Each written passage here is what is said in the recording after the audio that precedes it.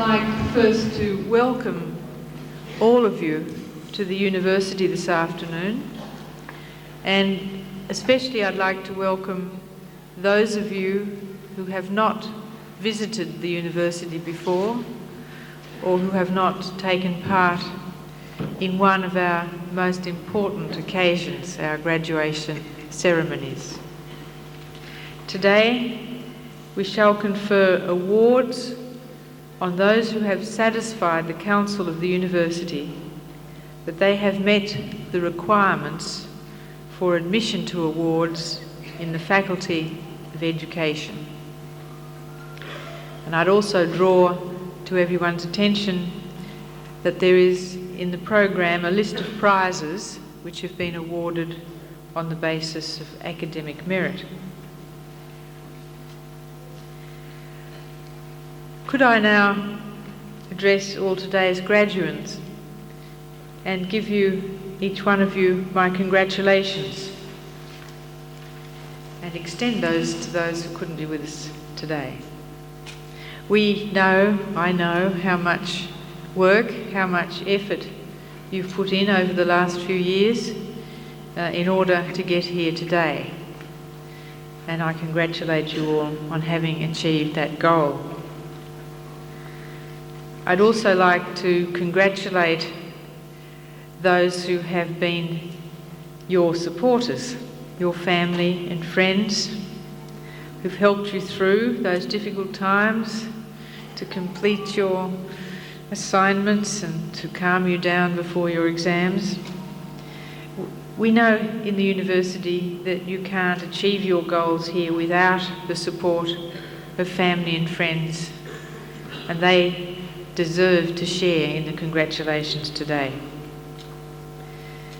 And we know in doing this too that we must thank all of us, the university staff, the academic and other staff who have given you so much support over these years, who've brought you up to the required standards with diligence and sometimes a degree of patience. Now that you have achieved this goal and become graduates of the university, we hope that you will all maintain your contact with us.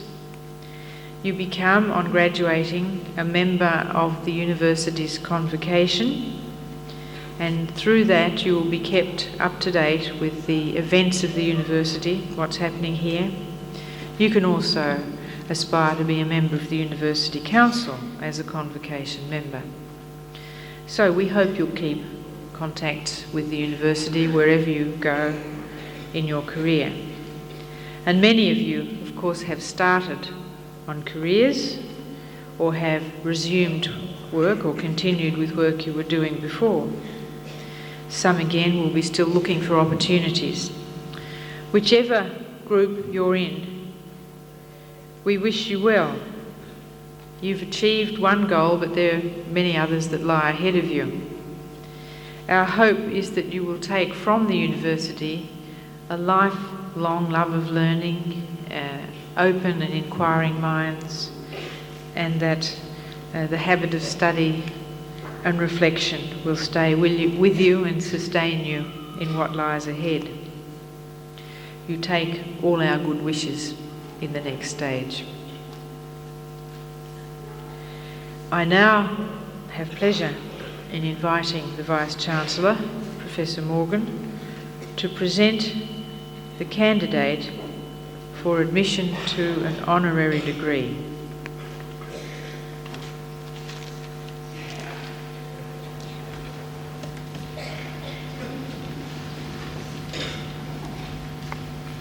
Councillor.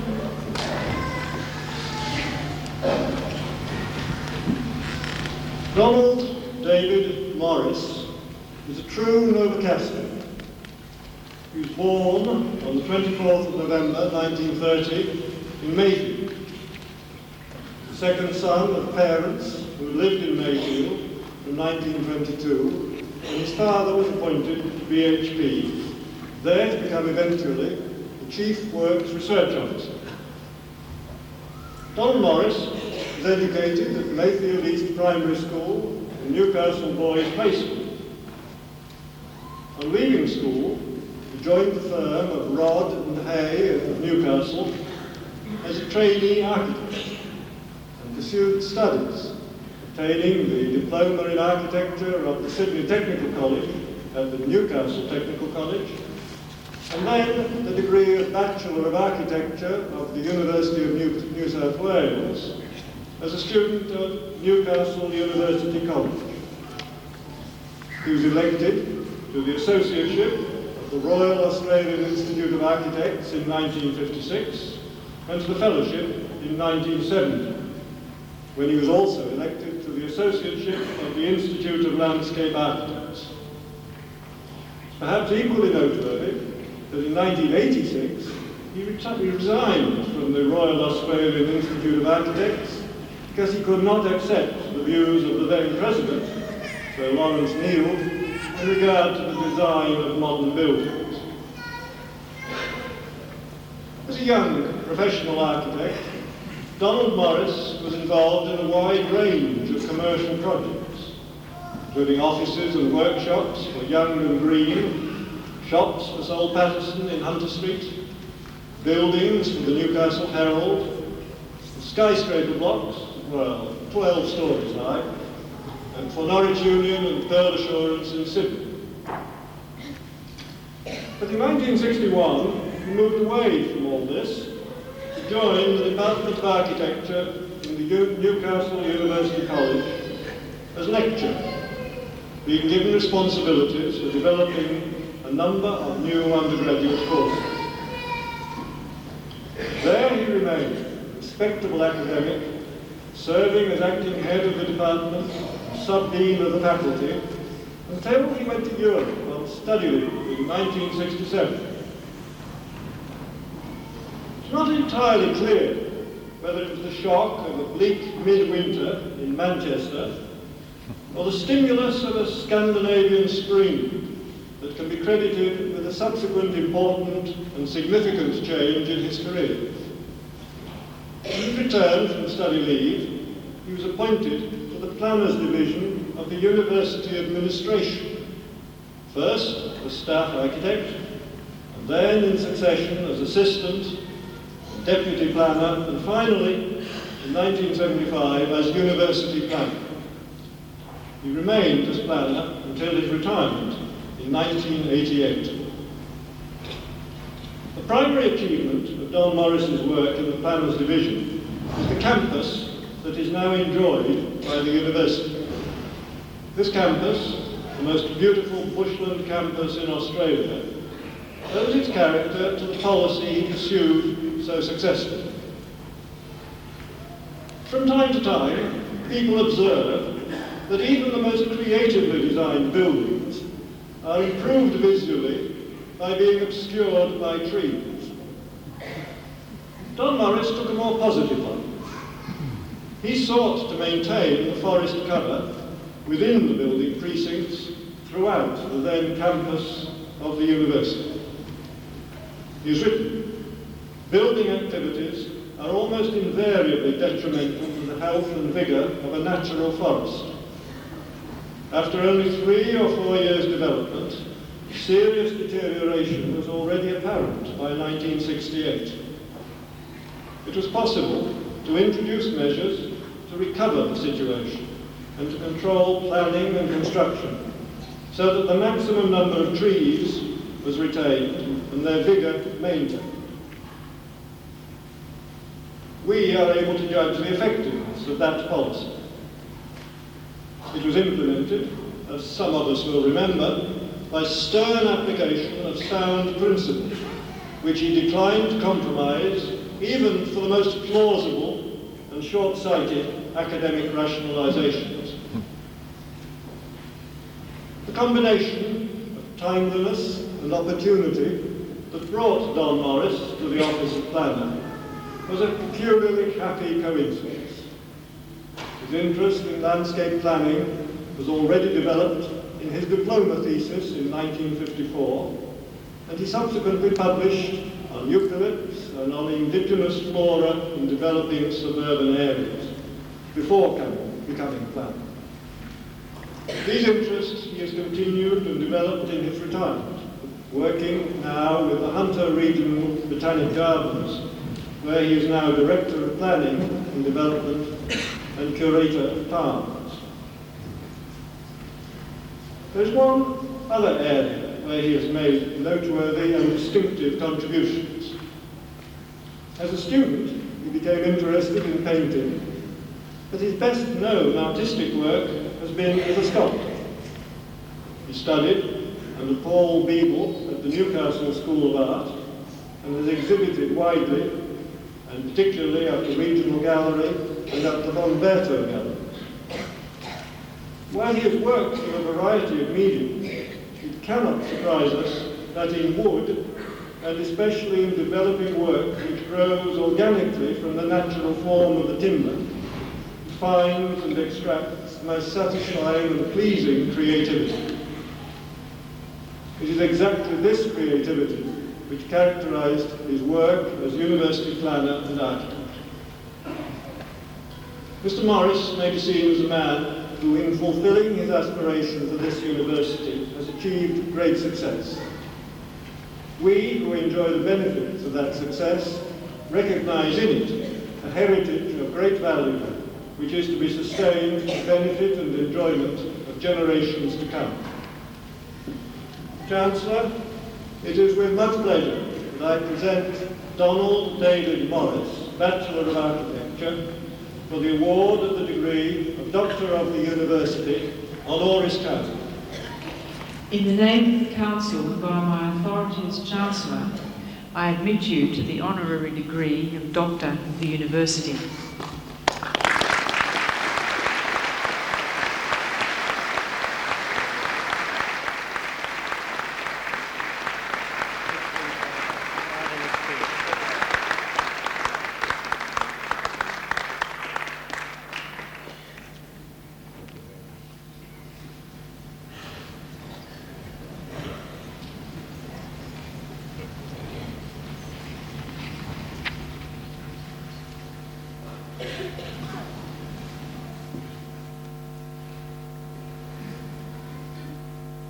I now have great pleasure in inviting Dr. Morris to deliver to us the occasional address.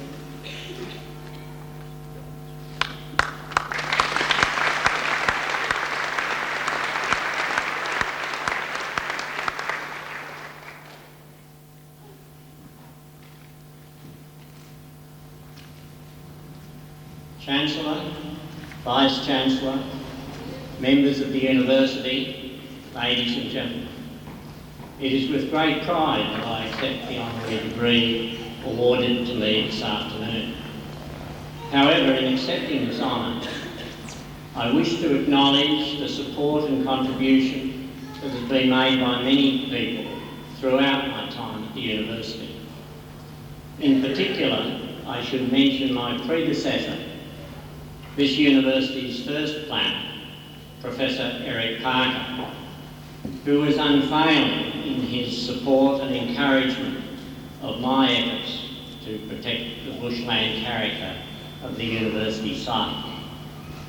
Support for this concept has always been forthcoming from each of the three Vice-Chancellors during my time with the university, and from those Deputy Vice-Chancellors with whom I worked closely.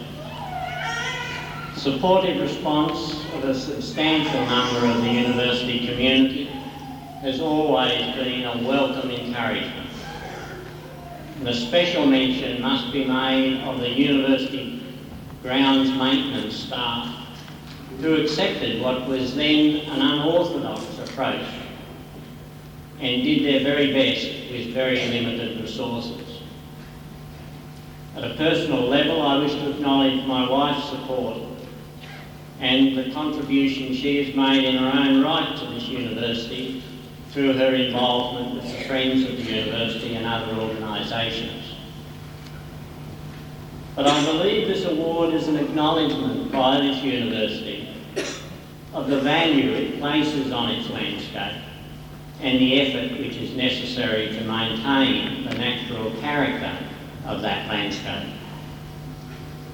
I hope that what I have to say will not be seen as a criticism of the university. It's interesting to think back to what the site was like when I first joined the administration in 1986. The McMullen building, the geology building and physics buildings had just been occupied.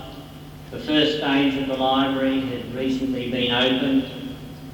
The first stage of the Union consisted of a small single-storey building which had just replaced the pie van that originally sold lunches on the site. Many other buildings were under construction, and clearing for some car parks and roads had been completed, opening up the site. In spite of all the best intentions on the part of the original consultants, and they were the ones who had initially recommended the preservation of the natural bushland character of the site, the environment was already under severe stress. The central plaza was bare clay. A gravel access road ran down the middle of the central plaza. Many trees were showing signs of dieback, and the scars of vehicle impact and the damage from builders' rubbish pile. This deterioration had to be all halted, and that took many years.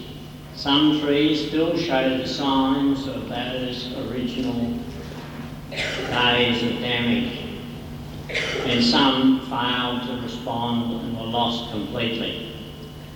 All the funds that were available for landscape had been used on just two projects: the McMullen building courtyard and the paved area outside the library. Nothing was left. Everything we planted in those first few years was either donated or grown from seed we collected ourselves. Turf was obtained from bowling clubs in exchange for our labour in cutting and removing it. This situation only gradually improved, and the level of government funding to this university and the competing demands of a rapidly growing institution has always meant that insufficient funds were available to do more than provide some basic paths and a few gardens with one soft planting. However, the situation concentrated our efforts in maintaining our one major natural asset, which is that existing forest cover. We were successful in doing this because we gave equal priority to the preservation of the trees as to all the other architectural and engineering requirements, from the preliminary design stage right through to construction.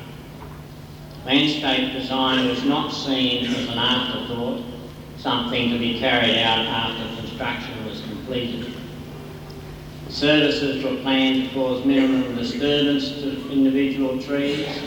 Changes in ground level were limited to reduce the detrimental effect on the trees, and penalties were written into contracts for unnecessary damage.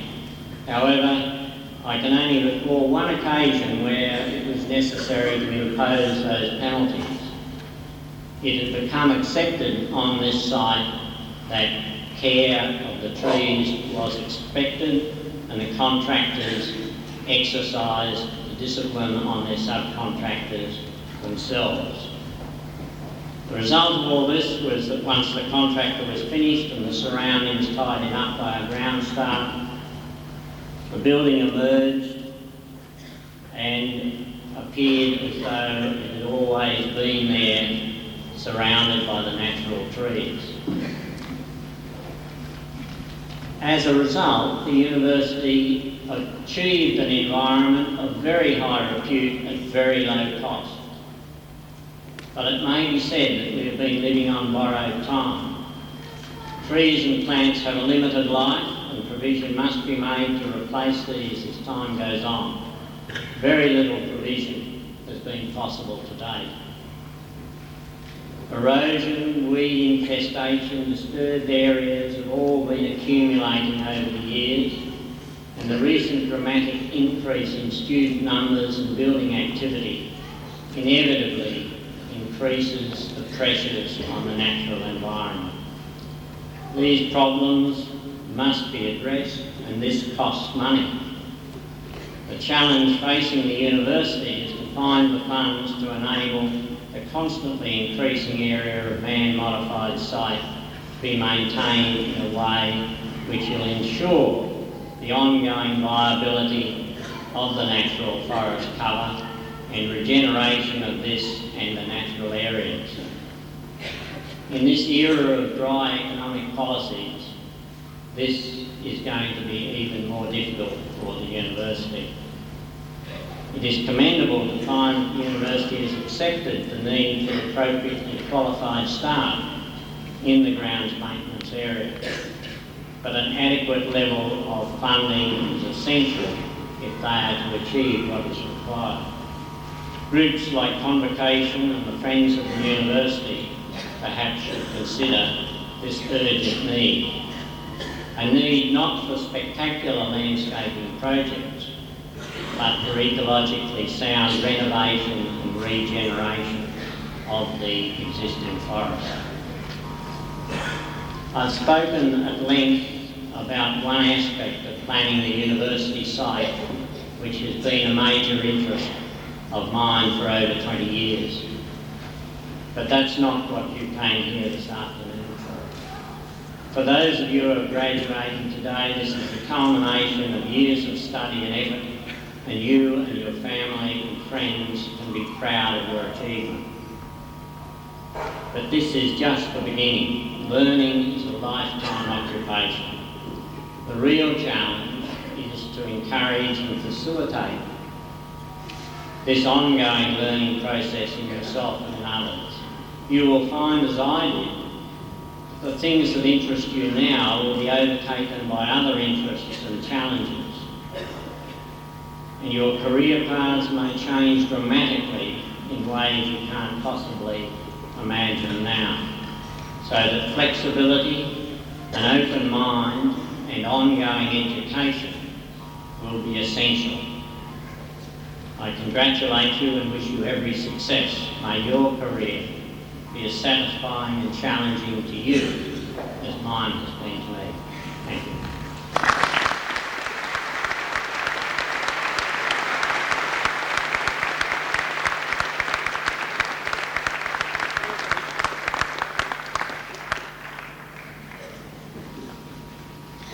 All candidates for admission to awards undertaken within the Faculty of Education, please stand.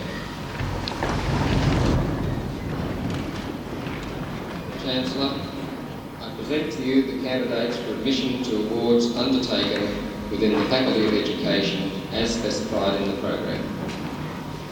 In the name of the Council and by my authority as Chancellor, I confer the awards specified in the programme on all those graduates from the Faculty of Education who are present today, and in absentia on those unable to be present.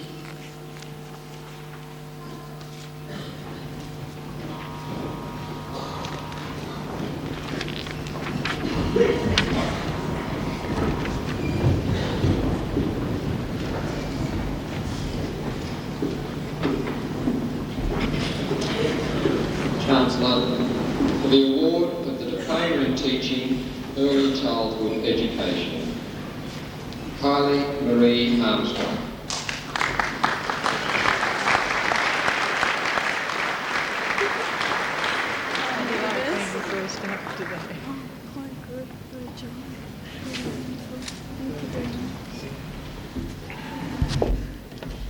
Catherine Jane Barber.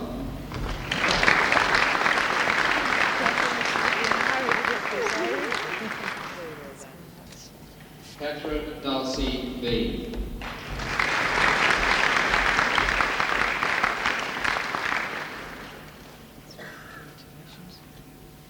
Patricia Margaret Bruce.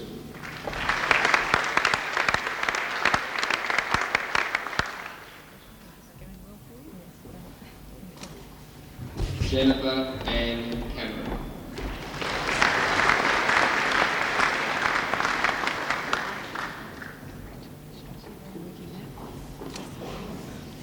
Diane Mary Chapello.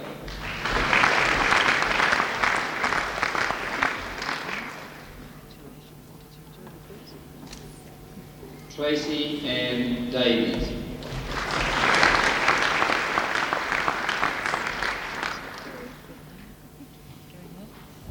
Claire Joanne Desai.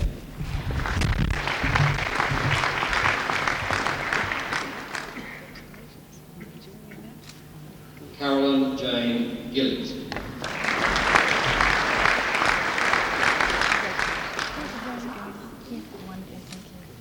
Kerry Ann Gray.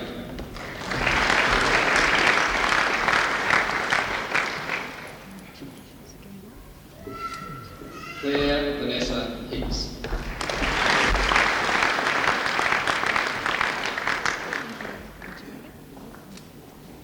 Rachel Julia Jones.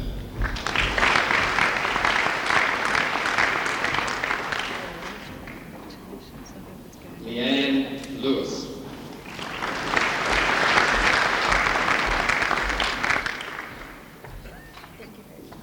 Roxanne Louise Leaper.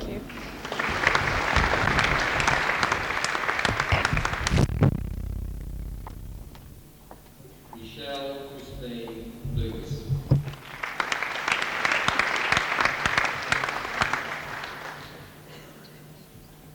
Michelle Lee McCaffrey.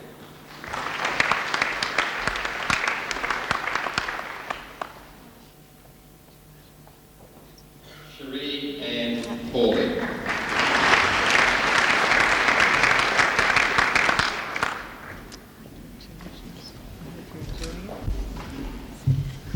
Michelle Marie Peterson.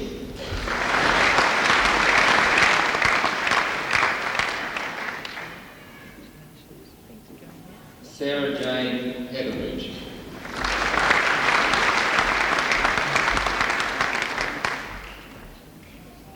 Lyndall Ann Powell.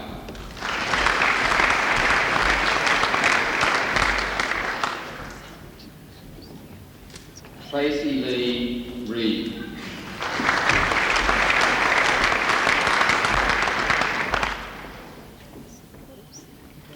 Jenny Lee Schneider.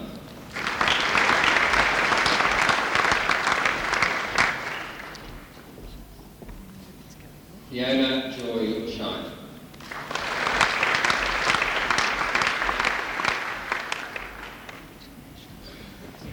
Joanne Elizabeth Wiley.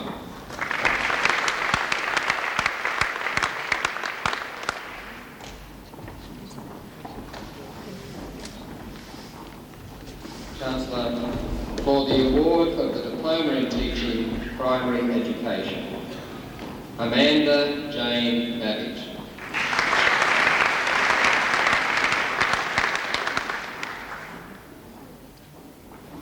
Helena Pauline Baker.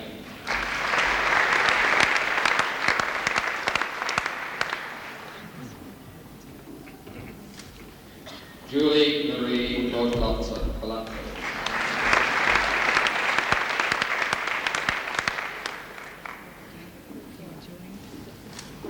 Anne Louise Brereton.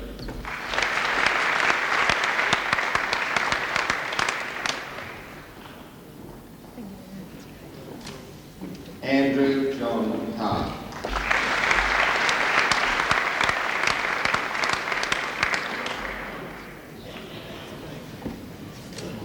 Patricia Louise Coleman.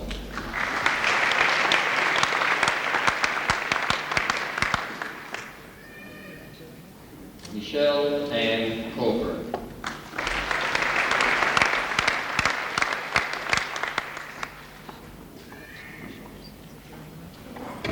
Catherine Lee DeLay.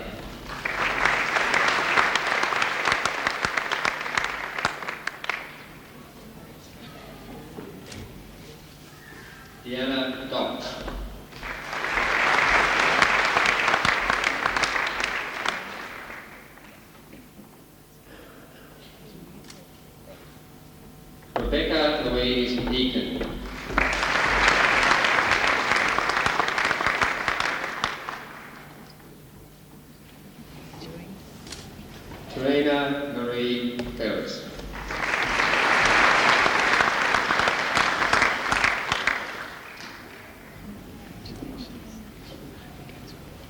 Kerry Ann Goller.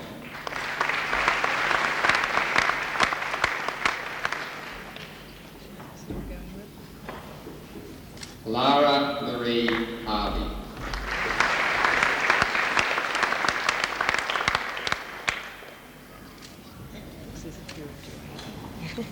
Deborah Ann Healy.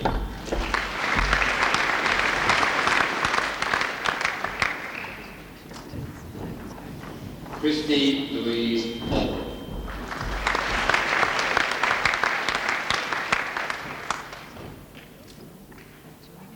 Margaret Ann Holden.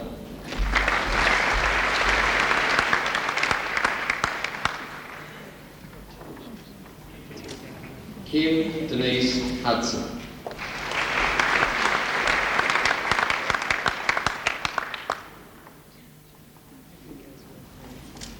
Charlene Marie Hudson.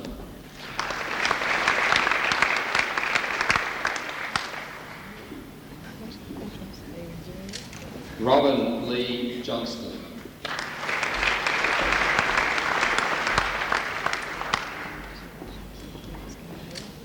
Jodie Garrett Kerr.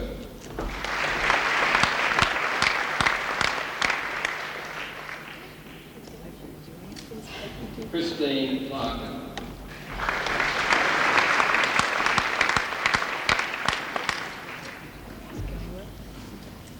Kim Martins.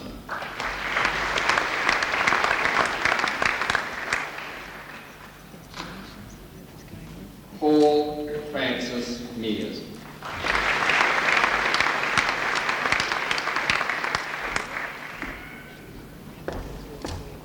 Bernadette Mary Mitchell.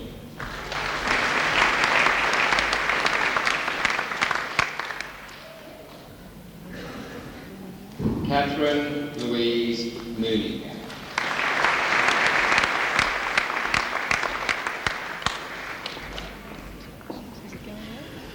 Tracy Joyce Morgan.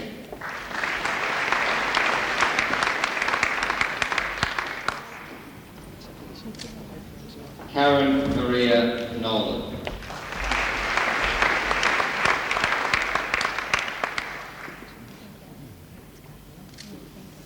Susan Patricia O'Donoghue.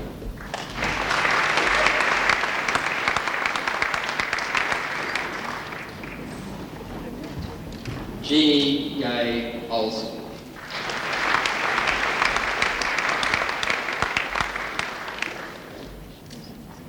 Patricia Ann Osborne.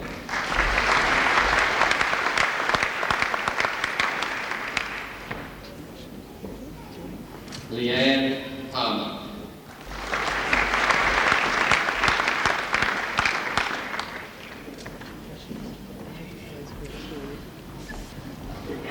Jenny Ellen Fischler.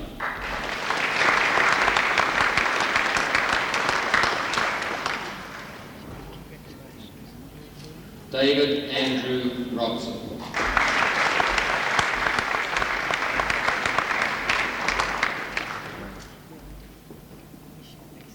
Donna Lynn Rowland.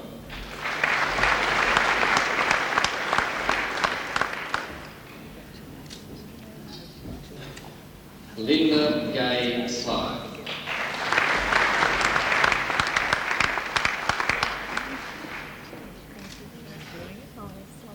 Marie Kylie Stead.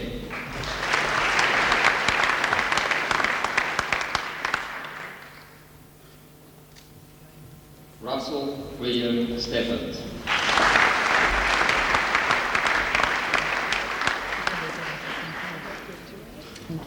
Kerry Allison Sutton.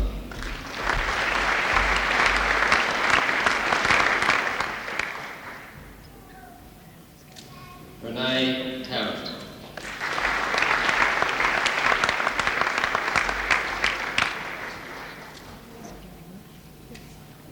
Alexandra Abanovich.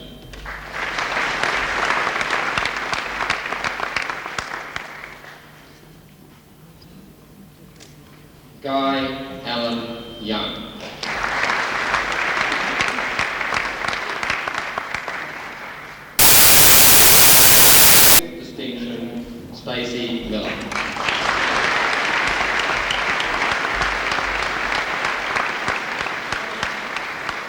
Margaret Keogh.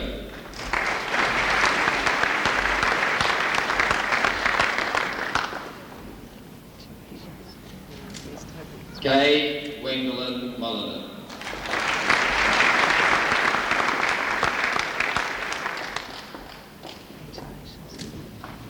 Lynette Diane Reville.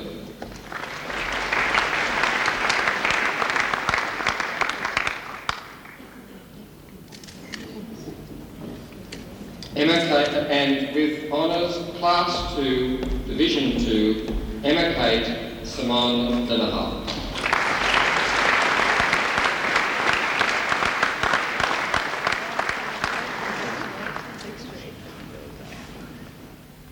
Chancellor, for admission to the degree of Bachelor of Education Early Childhood, Sharon Marie Rennan.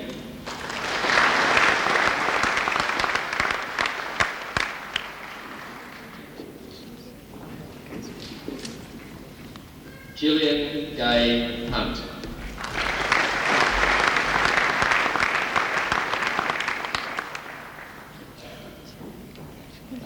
Annette Francis J.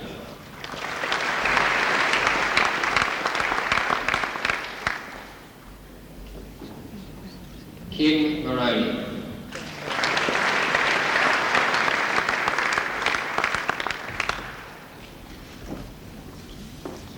Vicky Louise Roach.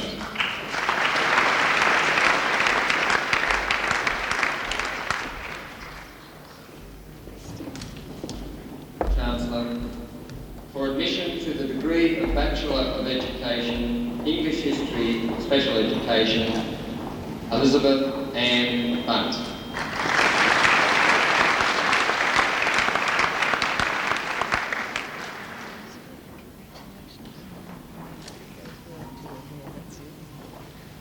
Chancellor, for admission to the degree of Bachelor of Education, English History, Brenda Louise Baker.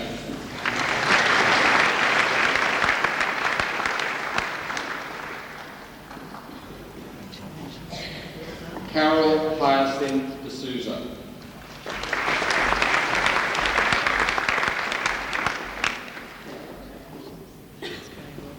Trevor George Doyle.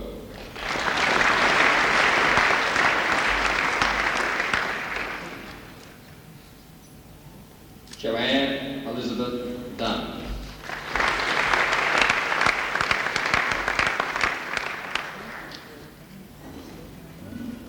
Bess Ann Gibson.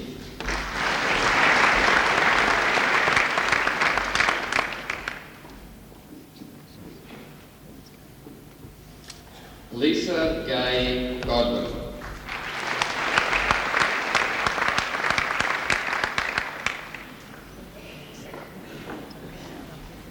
James Matthew Henry.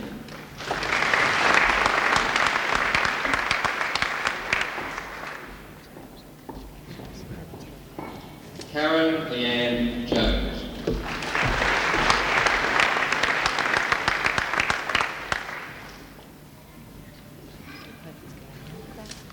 Kelly Marie Lane.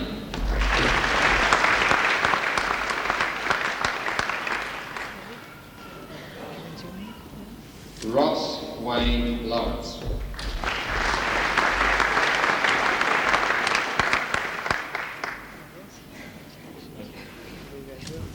Joshua McGann.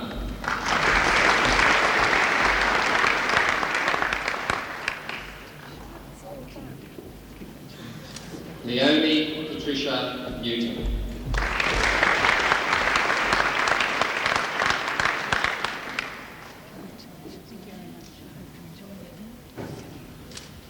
Darlene Marie Peterson.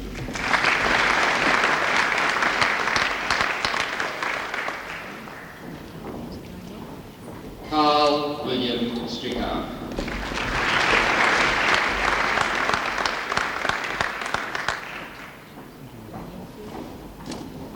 And with distinction, Katrina Ann Hancock.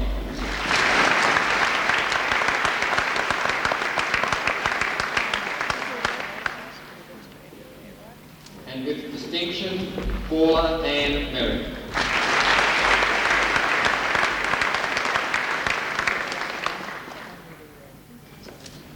And with distinction, Lisa Jane Webb.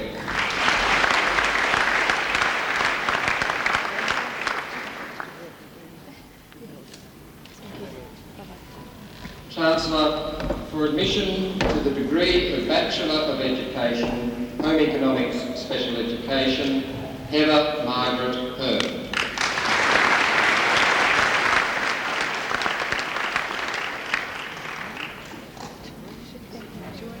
Tanya Louise Love.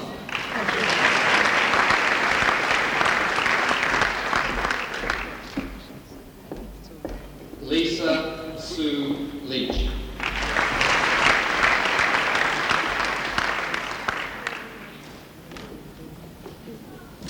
Chancellor, for admission to the degree of Bachelor of Education, Home Economics, Natasha Jane Binnie.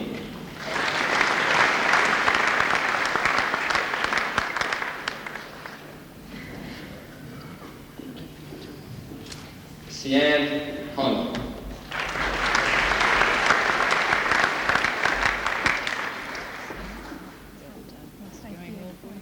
Susan Jane Davison.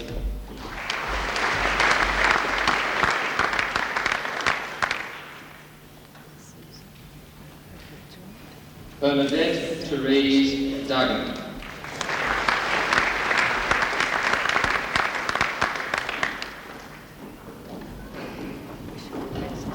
Julie Louise Elliott.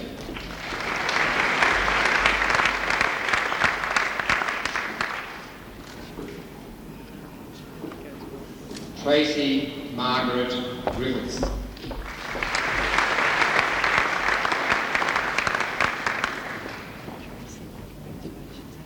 Leonie Ann Harris.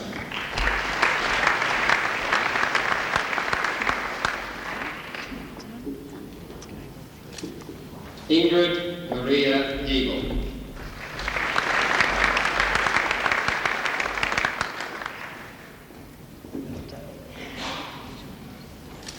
Louise Frances McLaughlin.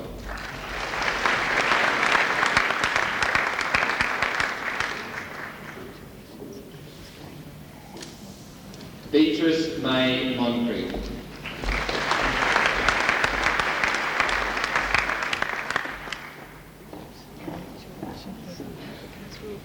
Jane Marie Redmond.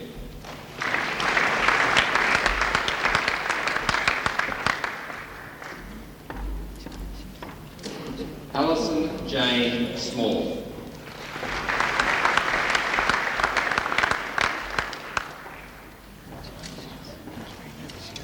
Sherida Ann Thompson.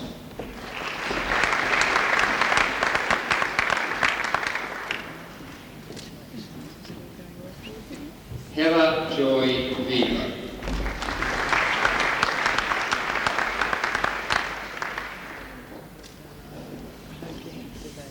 Elizabeth Agnes Forstelman.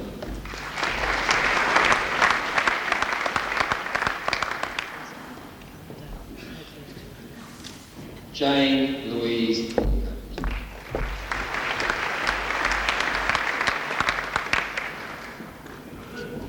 Amanda Gay White.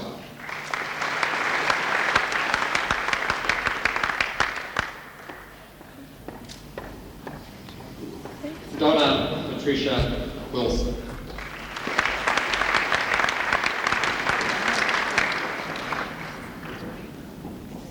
And with honours Class 2, Division 2, Catherine Elizabeth Cummings.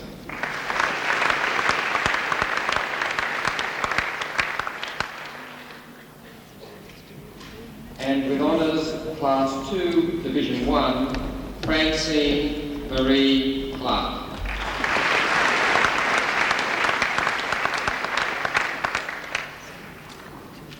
And with honours Class 2, Division 1, Fiona Allison Honorary.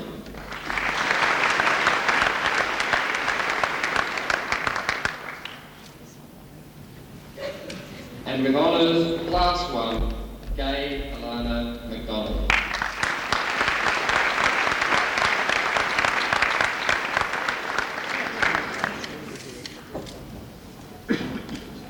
Chancellor, for admission to the degree of Bachelor of Education, Industrial Arts Technology, Simon Craig Abernethy.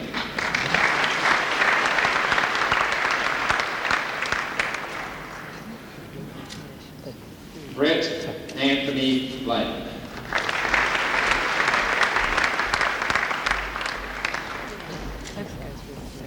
Michael James Booth.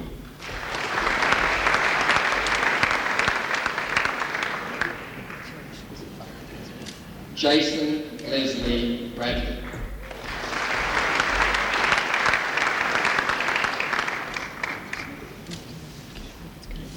David John Bullock.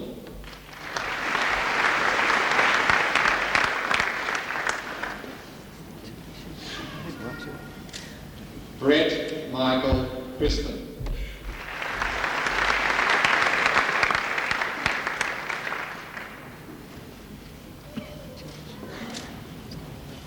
Adam James Cupid.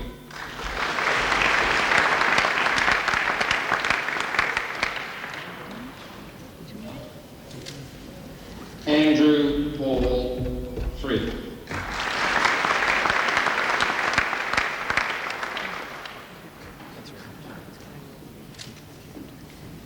Anna Maria Gale.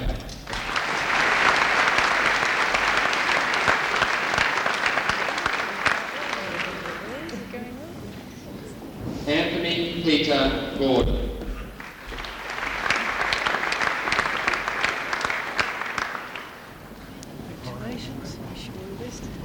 Martin James Greentree.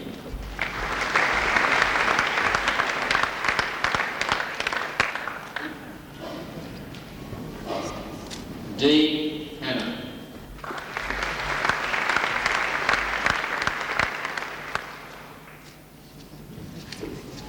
Stephen Patrick Heenley.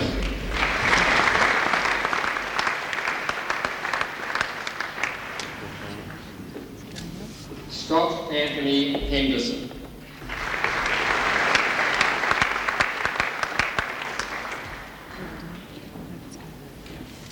Anthony Peter Heron.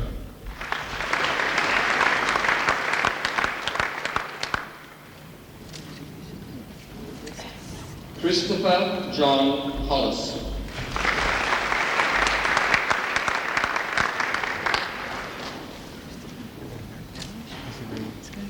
Paul James Honeywell.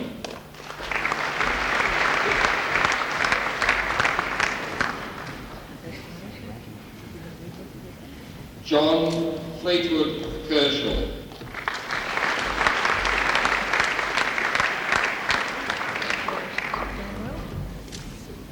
Paul Stewart King.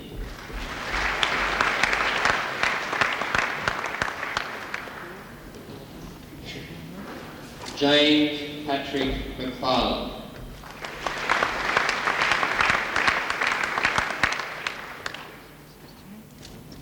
Andrew William McLaughlin.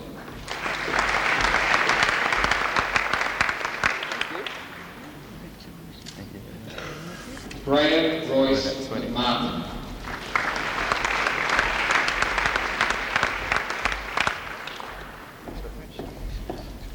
Craig Charles Miller.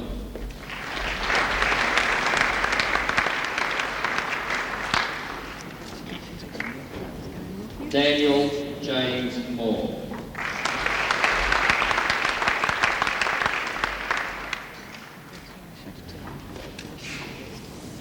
Kristen John Oates.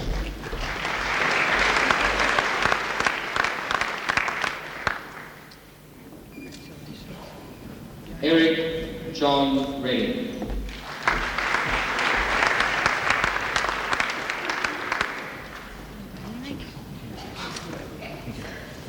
Craig Anthony Selwood.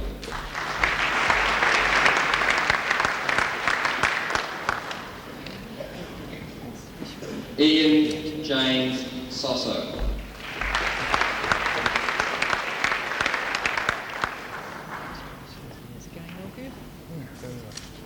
Scott Andrew Treneman.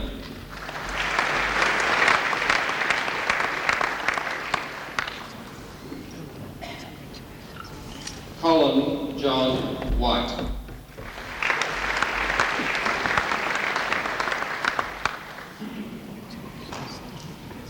Barry Michael Woodcock.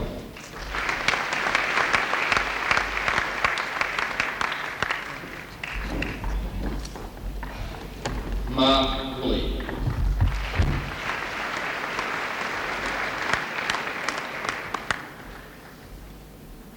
And with honours, Class 2, Division 2, Darren Cullen Payne.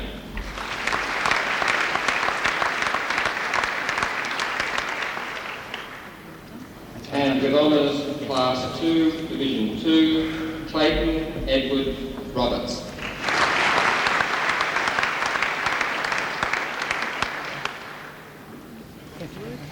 And with honours, Class 2, Division 1, John Rudolph Evans.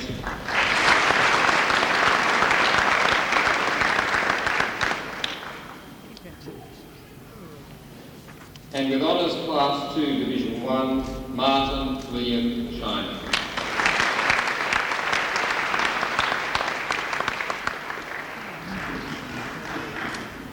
And with honours, Class 1, Jeffrey Raymond Pitt.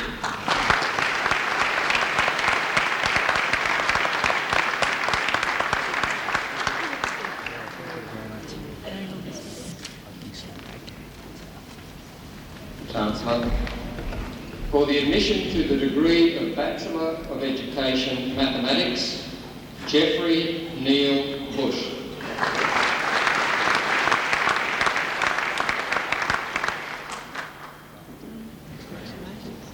Pamela Ann Chapman.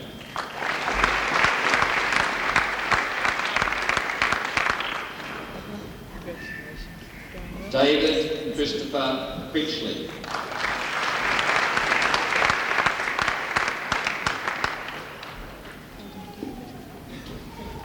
Glenn Charles Hatton.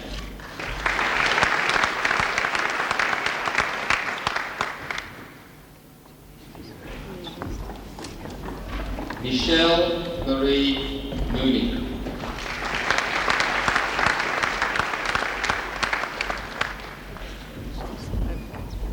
Lisa Christine Newman.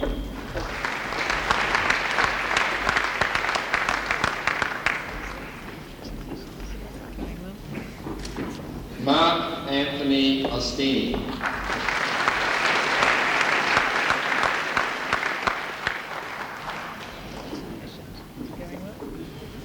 Karina Marie Potter.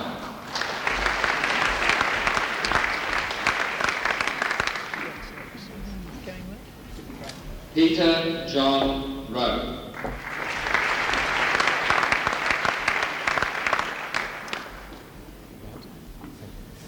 Nigel Douglas Russell Carter.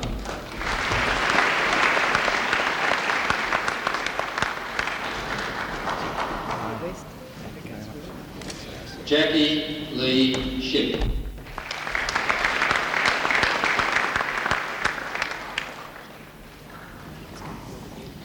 Deborah Ellen Stokes.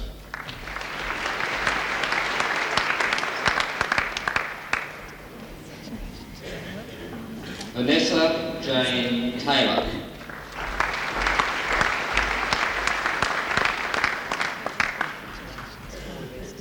Lloyd Jeffrey Thompson.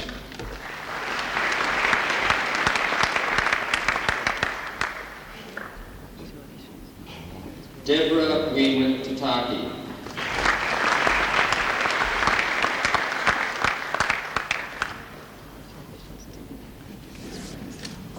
Susan Ann Wynne.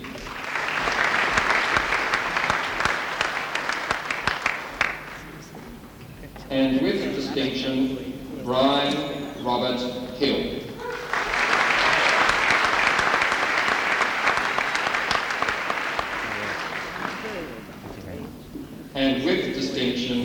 James Andrew Weatherby.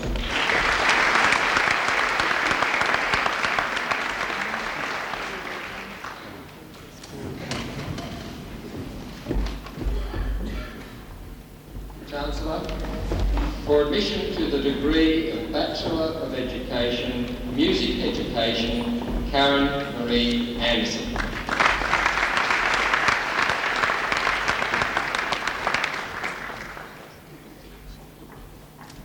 Nairi Alison Davey.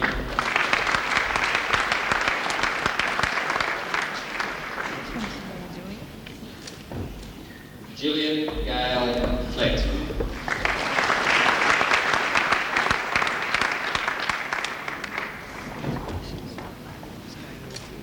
Stephen David Fry.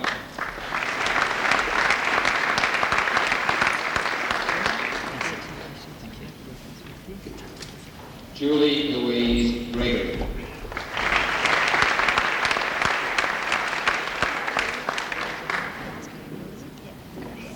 Cheryl Annette Reed.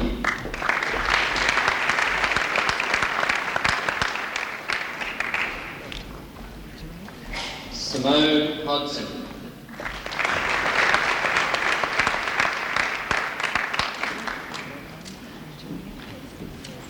Christopher Andrew Mortimer.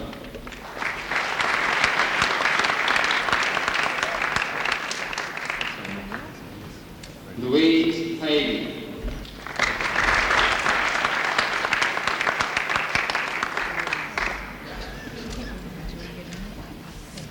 Carolyn Joy Freed.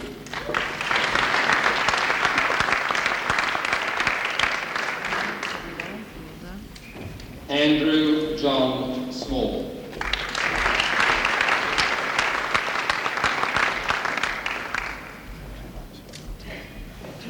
Rodney John Smith.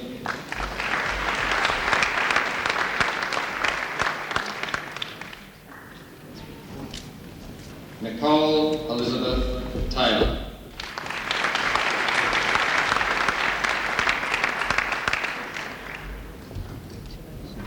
Carol Ellen Watson.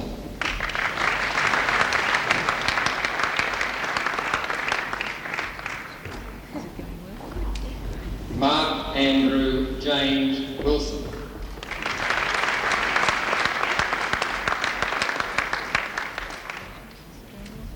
And with honours, Class 2, Division 2, Jacqueline Ann McMichael.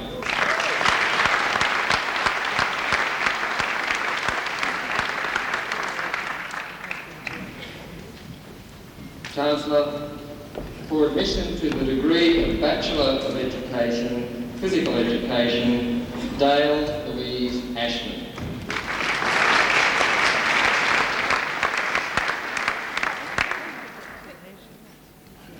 Peter John Atkins.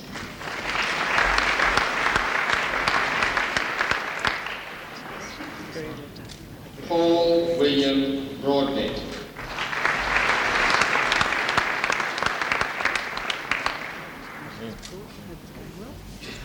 Sarah Catherine Charlton.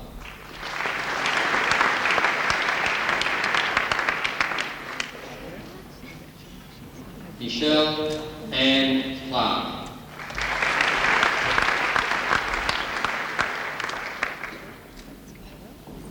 Mark Edward Farrington.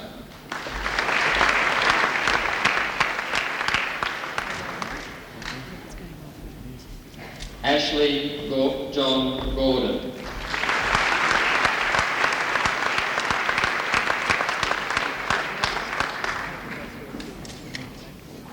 Louise Marie Kleinbergs.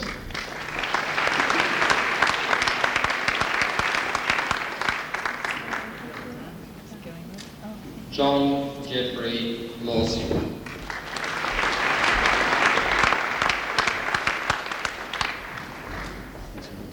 Robert Stephen Markle.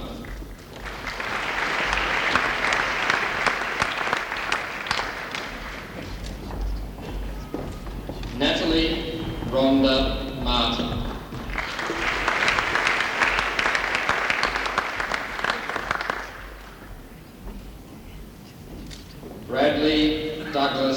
McDougall.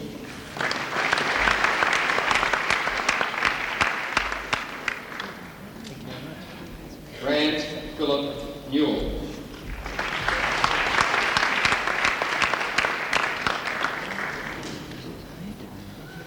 Kristen Michelle Roach.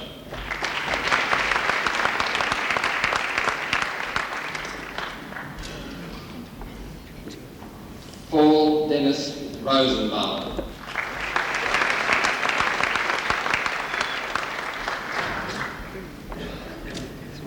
Terence Andrew Simpson.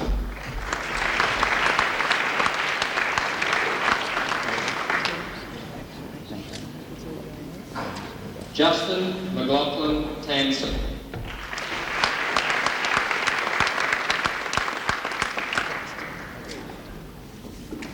Paul Lonnie Tamatanis.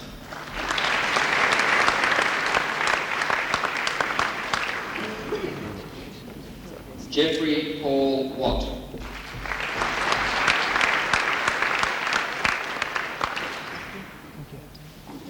Louise Philippa Whittaker.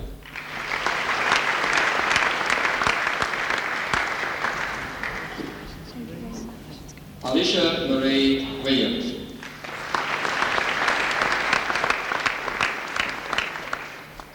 And with honours, Class 2, Division 2, Richard James Rawlings.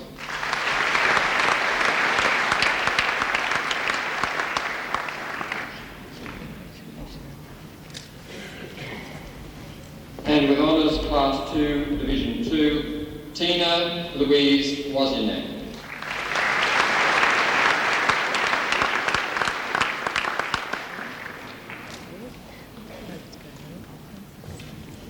And with honours, Class 1, Tara Colleen Hall.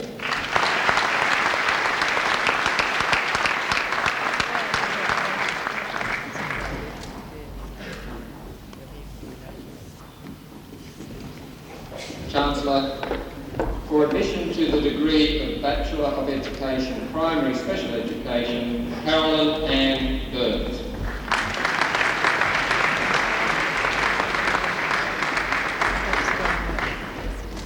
Angela Dickinson.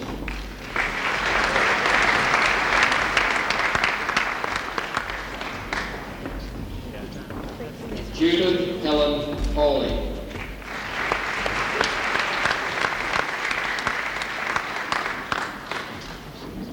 Stephen John Cannon.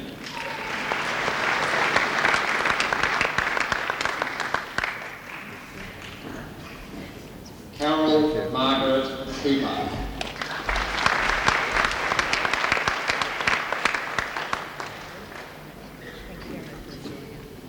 Sharon Ann Lenson.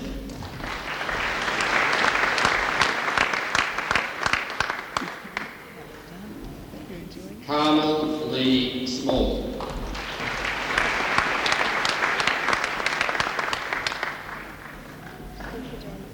Julie Ann Turton.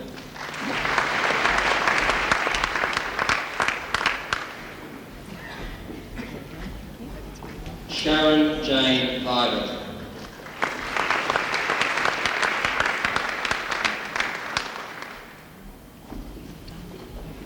Rebecca Jane Wales.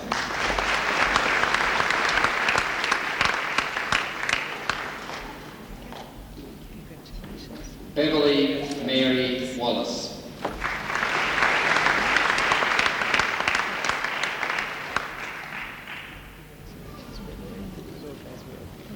Marion Patricia Wheaton.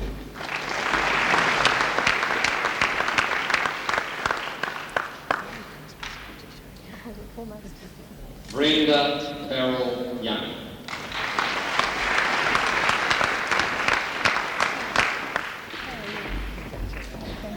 And with honours, Class 1, Candy Lee Hodenock.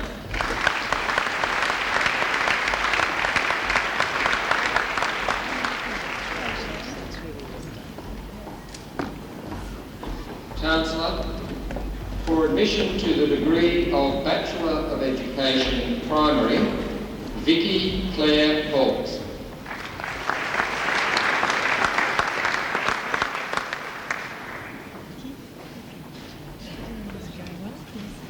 Natalie Bass.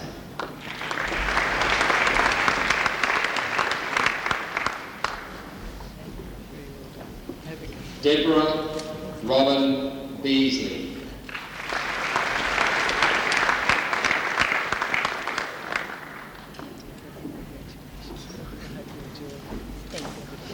Jane Marie Brooker.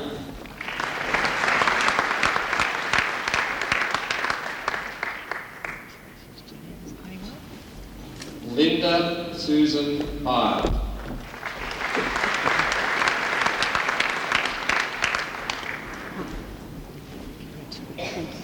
Kim Patricia Davies.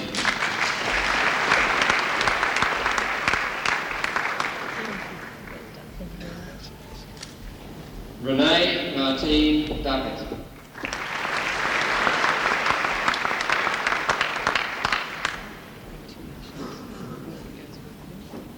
Heather Kay Elliott.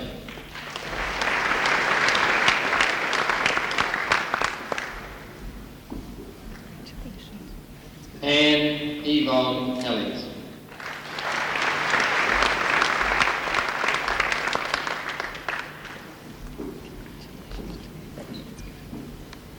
Eleanor Jane Heron.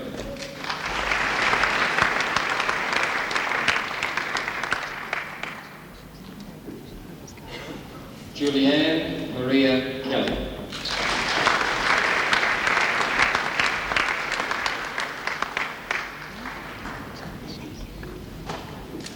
Carolyn Gay Latham.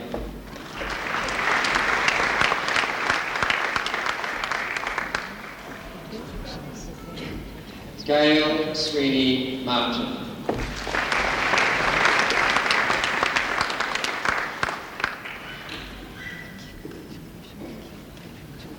Narelle J. Murray.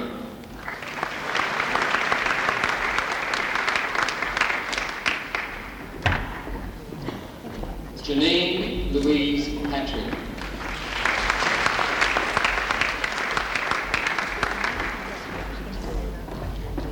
Margaret Peterson.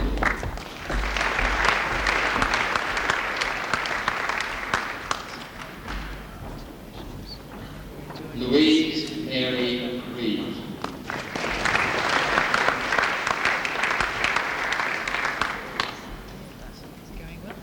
Julie Dorothy Roach.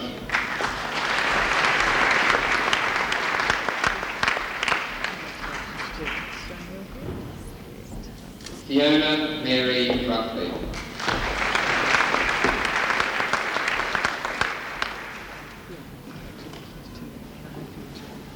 Anne Marie Sinclair.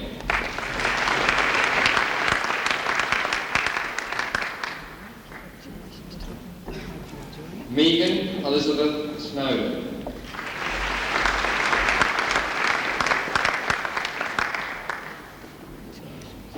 Mark James Tickle.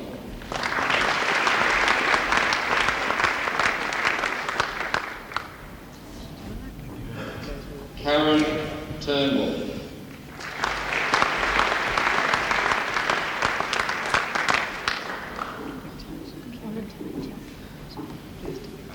Karina Jane Watham.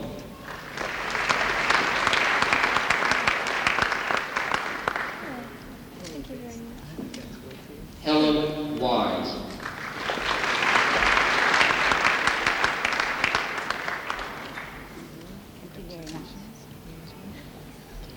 Kathy Ann Woolcock.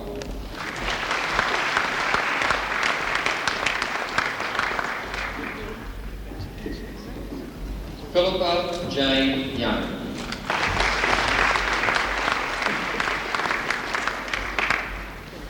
And with honours, Class 2, Division 2, Elizabeth Russell Antcliffe.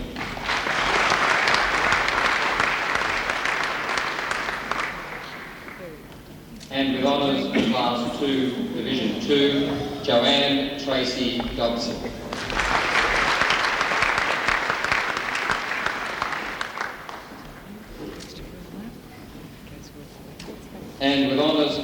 Class 2, Division 2, Kerry Marie Johnson.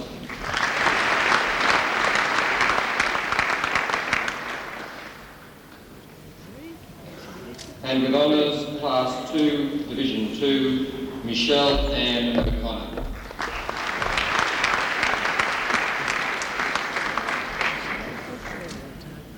And with honours, Class 2, Division 2, Faith Eileen Rendell.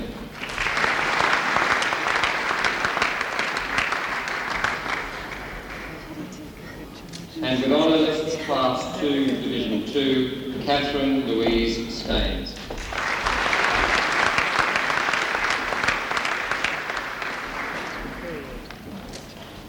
And with honours, Class 1, Karen Lee Erickson.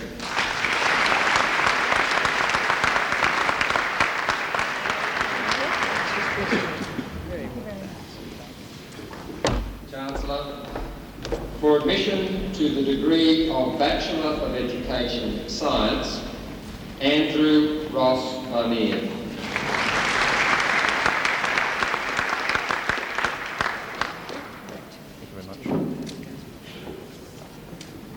Anne Veronica Lay.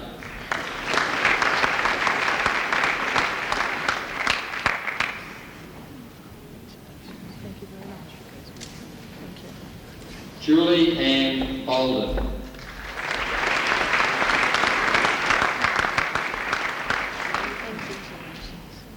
Michael John Cossettini.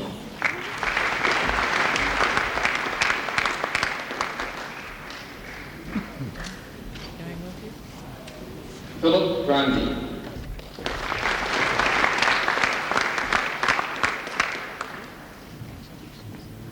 Julie Josephine Holt.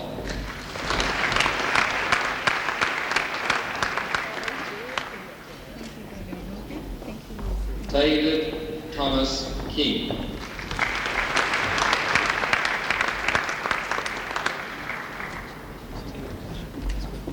Natalie Moyle.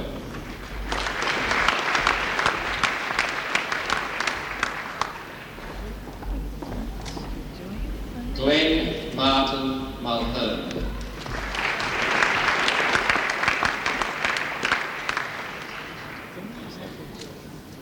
John O'Connor.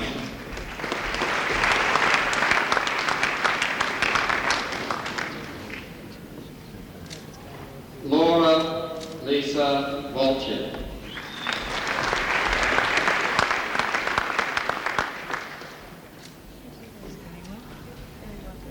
And with distinction, Graham Paul Hendry.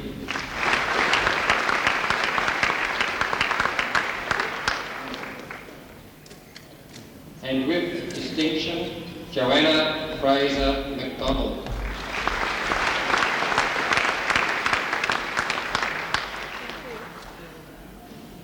And with distinction, Ian Gordon Vaughan.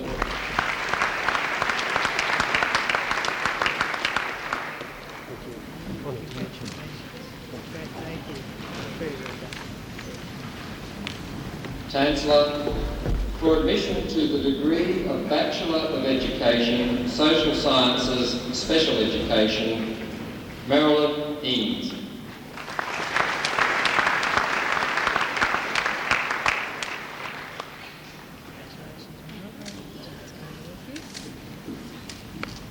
Jane Diane Houston.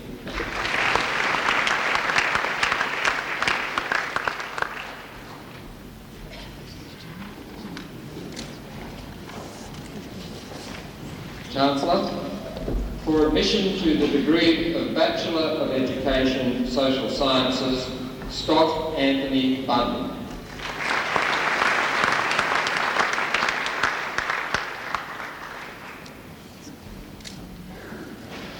Bernard Peter Burgess.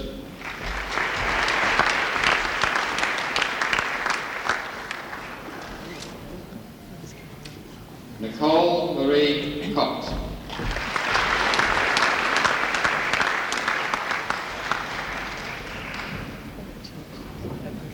Melissa Coe.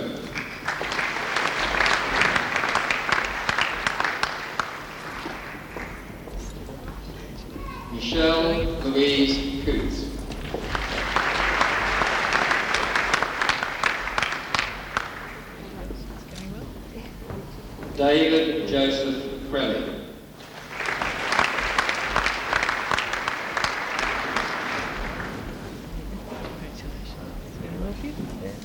Paul Allen David.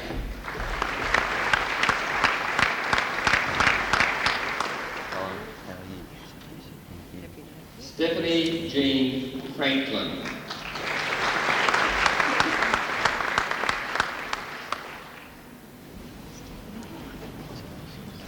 Warwick Donald Hawkins.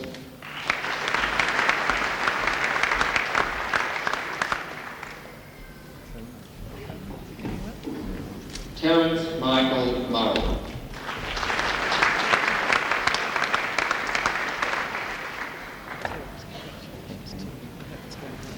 David Kevin Reeves.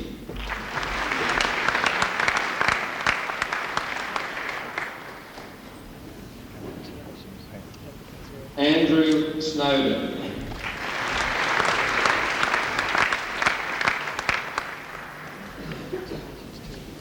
Bernadette Marie Thomas.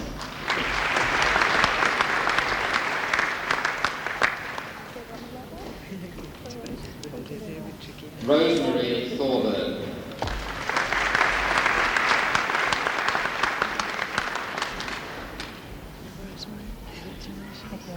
And with distinction, Alison Jeanette Grant.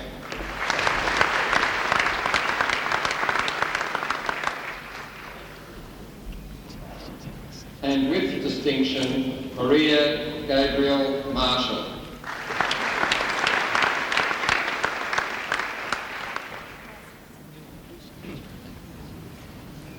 And with distinction, Janine Margaret Scott.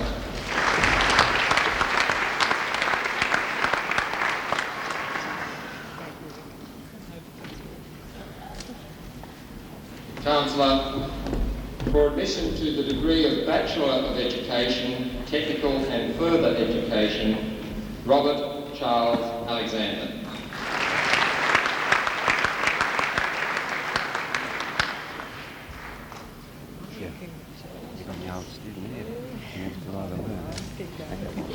Jury Domtier.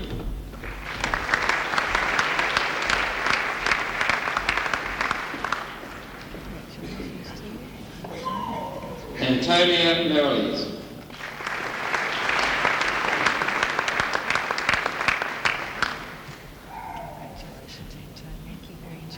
Alan Arthur Mullington.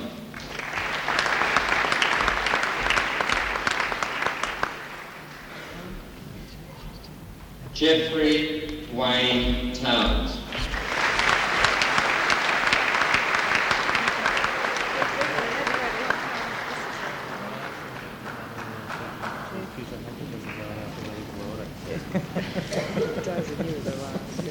Thank you.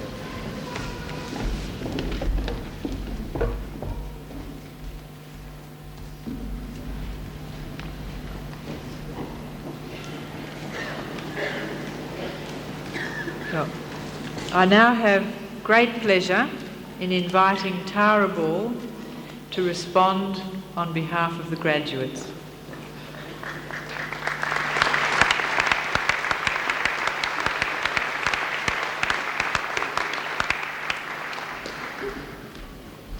Chancellor, Vice-Chancellor, members of Academic Council, academic staff, honorary award recipients, parents and guests, fellow graduates.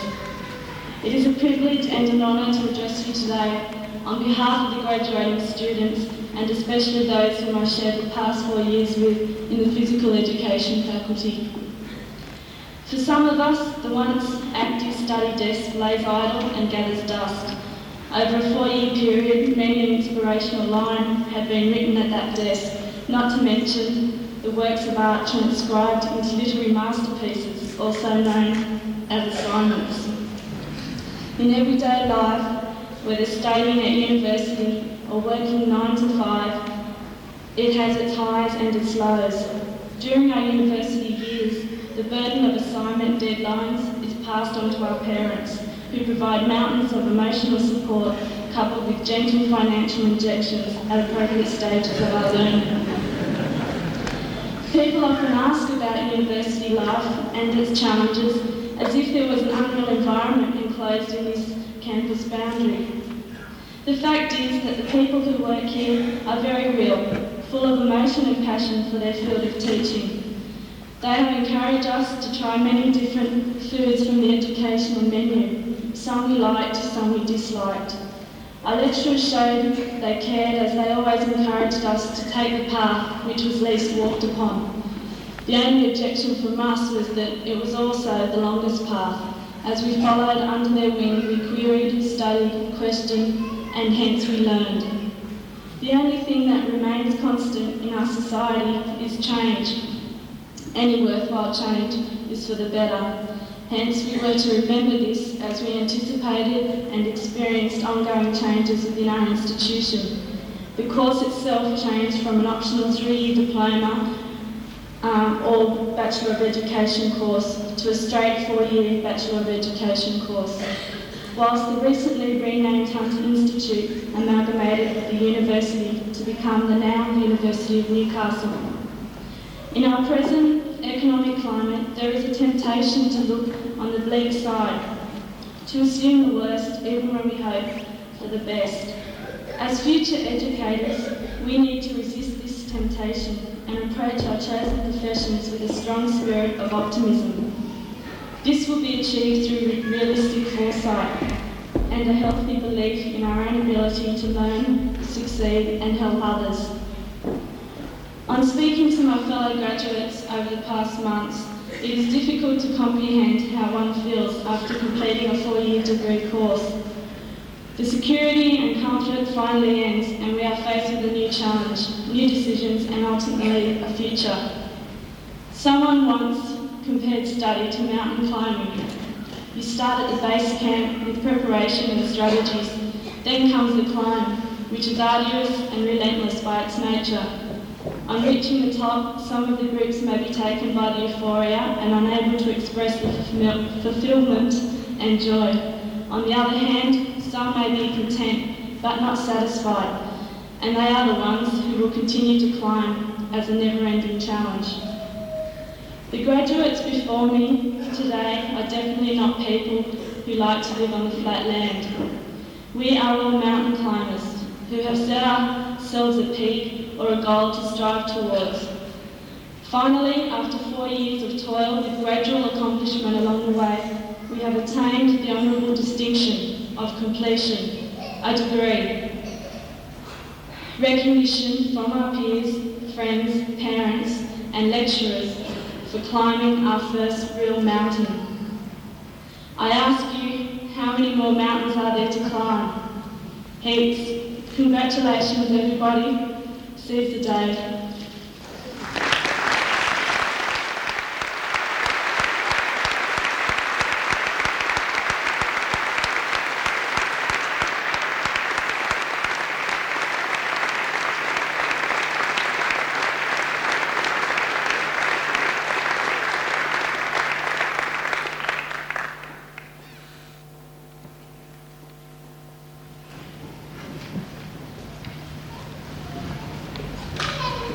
Chancellor, this is a splendid occasion, celebration and congratulation. Occasion of much joy and satisfaction. This occasion which is properly marked by ceremony and serious words, and rightly so, for it represents an important threshold for all of us. For each of you who graduates today, this is indeed the culmination of dedicated years, of much work, of transformation, of brighter promise into high achievement. For those friends and families here, there would have been an equally recognisable change. The stern rigors of timetables, essays, examinations is now relaxed. And perhaps only now are you discovering the extent to which academic demands have governed your life. Without your support and sacrifices, preparation for and justification of today's ceremony would not have been possible. Your contributions were both necessary and sufficient. And to the university staff, there is the great satisfaction of recording your achievements and success, to which their skill, commitment, scholarship and experience have made special contributions. So to all, I offer my congratulations. Graduates, parents, families and friends, to academic and general staff. It's good to have this formal occasion to celebrate your splendid achievements. Chancellor, much of the meaty words that I would have spoken on today are recorded in the programme, so I'm not going to repeat them up here.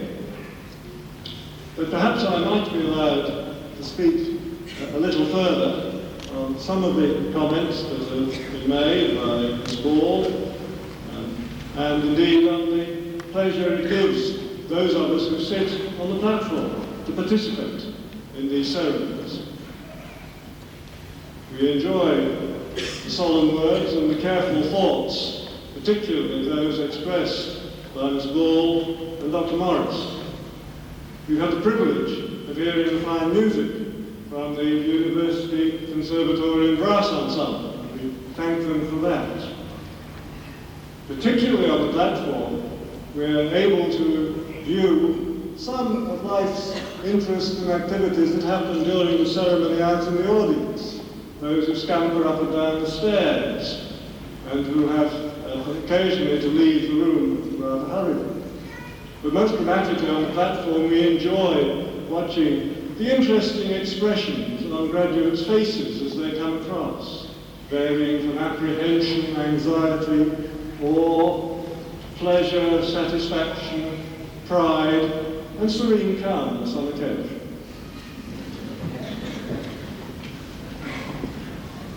All of this forms a very important part of the celebrations. But these celebrations also form a threshold to a new stage, particularly a new stage in the life and career of the graduates. You are now to assume the responsibilities of graduates, and these are significant. The well-being of society is dependent on the quality of the contributions you are able and prepared to make. Economists are frequently heard to argue that the effective operation of a free market depends both on the supply of human capital, that's you, and also on the existence of a free society. Some of us might be prepared to doubt the implied perfection of a free market economy, despite its great apparent success in the world today. None of us can seriously doubt the need to ensure that our democratic form of government functions as a truly free society. One of the implicit obligations placed on graduates is to participate in the active discussion of important issues. It cannot be sufficient for the community to allow the agenda for public debate to be set totally by the media or by our political leaders. But additionally, those of you graduating at this ceremony have special responsibilities relating to your academic and professional expertise. You will have responsibility for educating future generations of children. You will convey the heritage, culture and history that we enjoy in this country. And you will determine through them the ultimate destiny of our nation. These are awesome responsibilities, but they're responsibilities which you are now well qualified to discharge. You must put to good use the talents and abilities you now know you possess. It is important to all of us that you do so. The future lies in your hands. My generation puts it there with confidence. Your task is important. You will do it well, and I wish you well with it. Good luck and congratulations.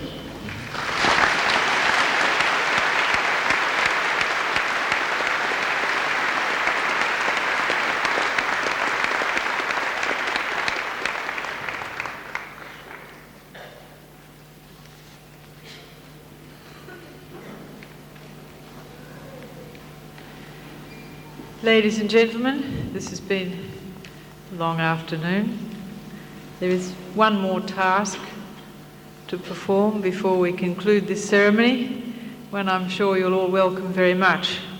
That is that I would like to invite all our visitors, all our graduates today to join the university at afternoon tea, which will be served in the Union. The ceremony is now closed.